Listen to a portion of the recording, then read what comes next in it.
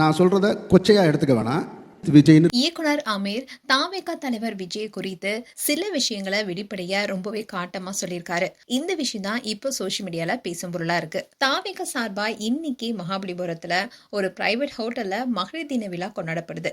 இந்த விழால பங்கேற்கிற அந்த கட்சி தலைவர் விஜய் சட்டசபை தேர்தல்ல மகளிருக்கான வாக்குறுதியும் திட்டங்களையும் வெளியிட இருப்பதா அறிவிக்கப்பட்டிருக்கு. இதுக்காக தாவேகா தரப்புலையும் உற்சாகமா தயாராகிட்டு வராங்க.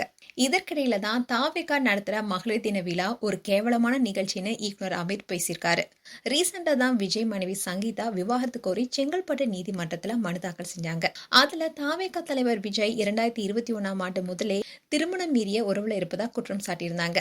அந்த நடிகையுடனான உறவை முறித்துக் கொள்வதா உறுதி கொடுத்ததுக்கு அப்புறமா கூட அவங்களுடைய உறவை அவர் முறித்துக் கொள்ளலன்னு சொல்லியிருக்காங்க சங்கீதா.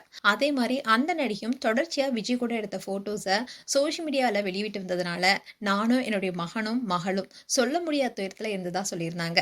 அதோட வீட்டை விட்டு எங்கேயுமே வெளியில சொல்ல முடியாத அளவுக்கு எங்களுக்கு அவர் சிக்கல் ஏற்படுத்தியதாகவும் சொல்லியிருந்தாங்க. இப்படி இருக்க சொல்லலதான் விஜய் அண்ட் த்ரிஷா 2 பேருமே கல்பாத்தி சுரேஷோடைய திருமண நிகழ்ச்சியில கலந்துக்கிட்டாங்க. அவங்க 2 பேரும் ஒன்னா வந்து கலந்துக்கிட்டதுனாலேயே பல சர்ச்சைகள் ஏற்பட்டுச்சு. இன்னில் தான் இயக்குனர் அமீர் வாட்ஸ்அப்ல ஒரு ஸ்டேட்டஸ் வச்சிருக்காரு. அதுல மனைவி மகள் 2 பேரையும் வீட்டுல இருந்து விரட்டிட்டு மகளிர் தின விழான்னு கேவலமான அரசியல் நிகழ்ச்சின்னு சொல்லியிருக்காரு. அதே மாதிரி தமிழ்நாட்டுல ஒரு ஹிட்லரை உருவாக்கிட்டு இருக்கோம்னு பதிவிட்டிருக்காரு. இந்த வாட்ஸ்அப் ஸ்டேட்டஸ் இப்ப சோசியல் மீடியால வைரலாயிட்டு வருது. பல பிரபலங்களும் விஜயுடைய தனிப்பட்ட வாழ்க்கை குறித்து யாரும் எந்த பதிலும் சொல்லாத நிலையில இப்படி இயக்குனர் அமீர் வைத்திருக்க ஸ்டேட்டஸ் தான் இப்ப சோசியல் மீடியால பேசும் பொருளா இருக்கு.